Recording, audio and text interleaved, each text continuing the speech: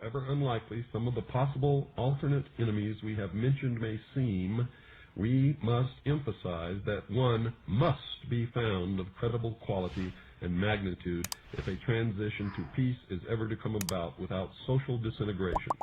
It is more probable, in our judgment, that such a threat will have to be invented rather than developed from unknown conditions. Ladies and gentlemen, they have created so many alternate enemies in order to bring about their one-world totalitarian socialist state that we don't know which enemy to believe is real or is false, or whether to just toss them all out on their ears. Y les aconsejo que estén atentos y lo lean, porque es información, por lo menos para mí, valiosa y son cosas que yo veía más de pibito.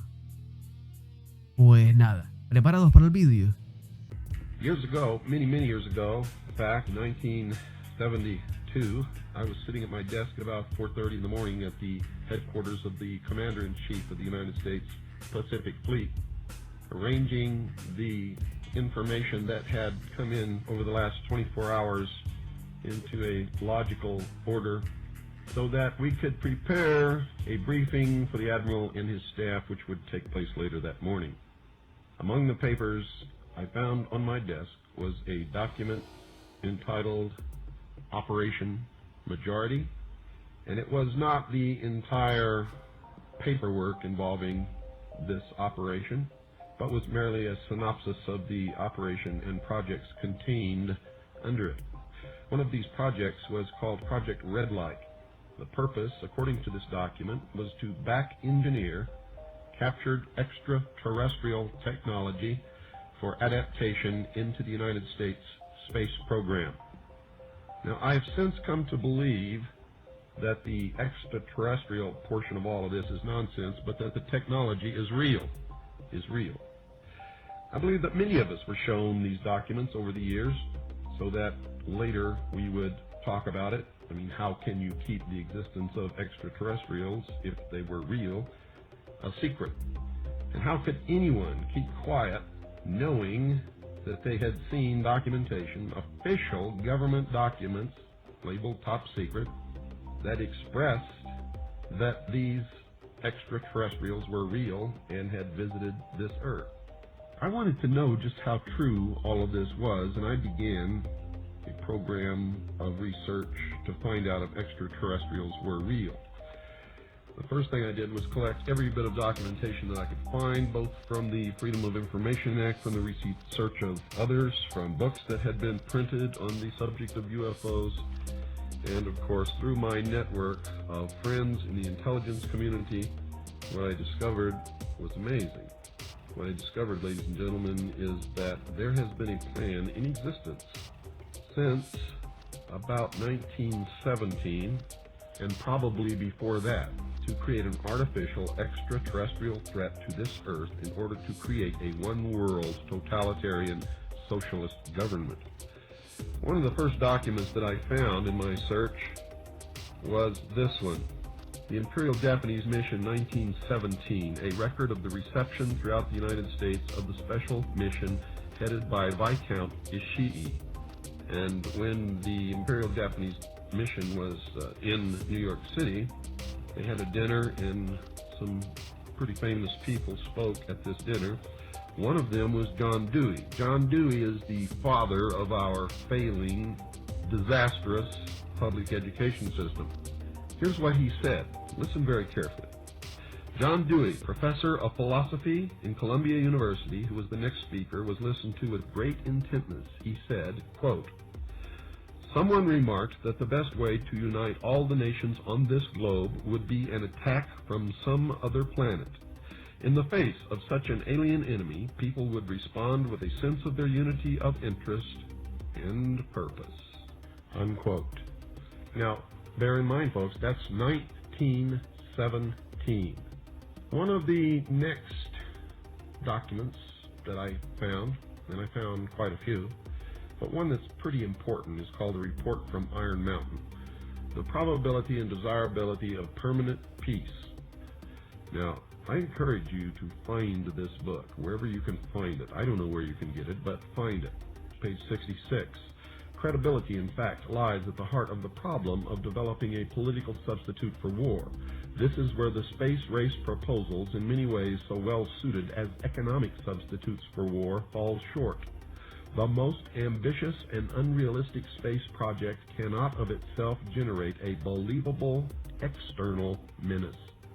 It has been hotly argued that such a menace would offer the last best hope of peace, etc., by uniting mankind against the danger of destruction by creatures from other planets or from outer space. Experiments have been proposed to test the credibility of an out-of-our-world invasion threat. And it continues on another page. Nevertheless, an effective political substitute for war would require alternate enemies, some of which might seem equally far-fetched in the context of the current war system. It may be, for instance, that gross pollution of the environment can eventually replace the possibility of mass destruction by nuclear weapons as the principal substitute for war. Are you beginning to get the message, folks? Poisoning of the air and of the principal sources of food and water supply is already well advanced, and at first glance would seem promising in this respect. It constitutes a threat that can be dealt with only through social organization and political power. But from present indications, it will be a generation to a generation and a half before environmental pollution, however severe, will be sufficiently menacing on a global scale to offer a possible basis for a solution.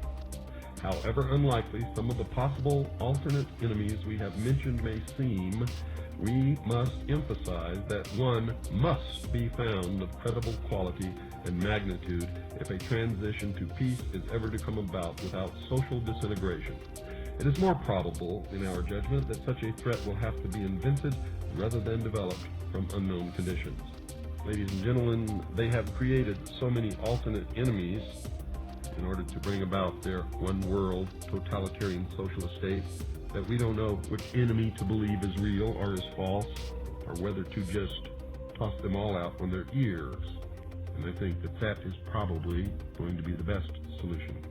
Disarmament is no accident. All of these bills in Congress to take away our weapons is no accident. The intentional environmental pollution of our lakes, rivers, streams, oceans, forests, everything is no accident, as you just heard.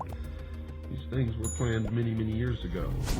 All the bombardment of the public with movies about flying saucers in the 50s, right after the United Nations Treaty was signed and the UN Participation Act was pushed through Congress, and all of the incidents since that have convinced the majority of the American people that flying saucers are real and extraterrestrials exist, and that flying saucers are from an extraterrestrial origin.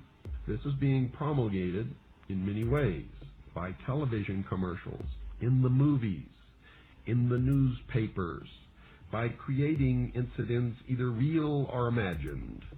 I believe, because of my research and because of the extensive documentation that I've found and that is in my book, that this whole scenario has been created to give us an artificial alien threat from outer space.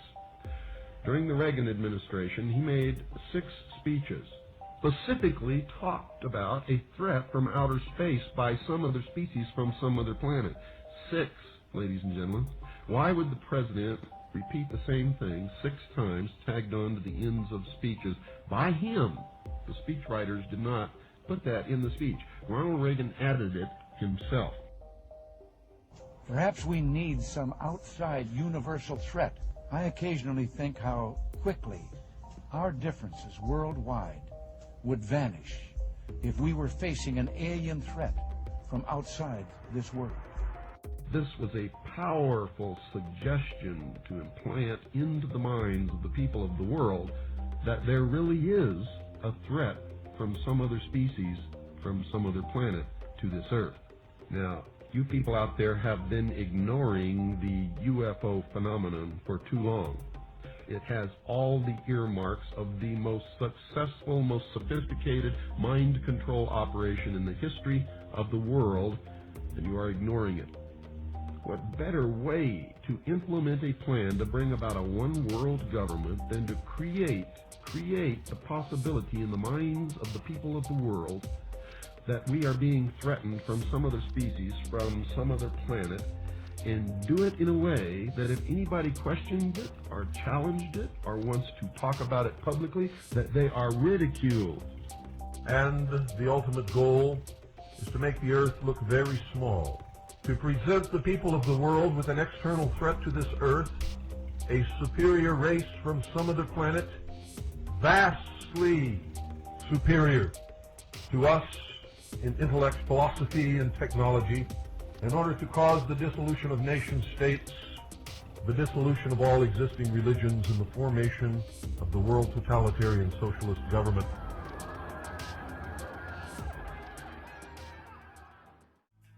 ¿Qué les ha parecido, señoras y señores? Yo creo que brutal, ¿eh? Sí, Yo creo que brutal. yo creo que sí, la verdad que el poder tener todos estos testimonios, ¿sabes? A pesar del tiempo y tal, yo creo que es brutal. Aparte de la información que da, por supuesto.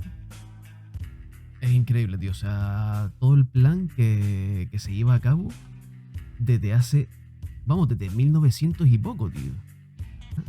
Y te dice resumidamente en este vídeo cómo lo han ido implantando la sociedad desde cierta época, en películas, en documentos, en rollos inventados y demás para que la gente crea en ello fielmente, a la vez que los ridiculicen para cuando supuestamente venga esta falsa invasión alienígena creada por el gobierno de todos los gobiernos del mundo, pues que la gente encima pues se les eche en cara de que ven cómo esto ha sido verdad y ustedes siempre han estado ocultando la verdad y no sé qué, y así pues coja mucha más fuerza, pero que realmente no será una invasión real, sino será una falsa invasión, me imagino que hecha por Bluebeam, por hologramas o no sé cómo coño será, pero que vamos, que al fin y al cabo el fin de todo esto será de que como llegará un momento, vale, por lo que yo he entendido, como llegará un momento en el que la humanidad, todos los gobiernos del mundo y todos los países estarán tan revueltos y es imposible crear un orden. Esto es lo que prevén ellos desde 1900 y pico, de 1915. Ojo al dato, o sea, es que esto tiene cientos de años. Pues claro, la última posibilidad es eso, crear una falsa invasión de un enemigo exterior para que toda la humanidad se una en un movimiento único, en un pensamiento único y en un gobierno único que se encargue de salvar a la Tierra. La llegada de esos nuevos mesías también, los nuevos mesías 2.0, yo qué sé. Siempre hay nuevos falsos mesías. Y en este vídeo pues más o menos te lo explica con un montón de pautas.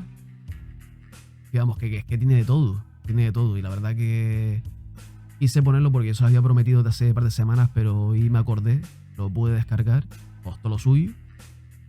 Y aquí está, aquí se los traje. Y el tío este lo saca del documento, si no me equivoco, de la operación Iron Mountain, ¿no? De varios documentos. Que documento que lógicamente es, creo que es del Pentágono y es prácticamente imposible de conseguir una copia en PDF o lo que sea. Y si la consigues me imagino que estará en una calidad pésima. Pero vamos, que todo esto estaba planeado ya desde hace muchas décadas, desde hace por lo menos 50 años ya desde el gobierno. Pero todo este plan, este borrador estaba desde 1915.